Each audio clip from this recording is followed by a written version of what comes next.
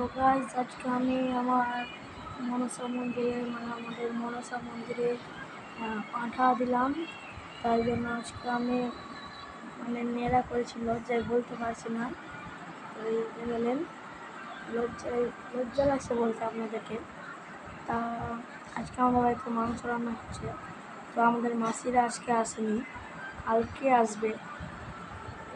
তো আমি দেখছি আমার ইউটিউব চ্যানেলে কেন লাইক এবং সাবস্ক্রাইব আসছে না, ভিউসও আসছে না। তো আপনারা দয়া করে লাইক, সাবস্ক্রাইব, ভিউজ করে দেবেন। তো আমাদের মাসিরা কালকে আসবে, তো আপনাদেরকে কালকে দেখাবো যে আমার মাসির মেয়েরা আসবে। তো দেখেন,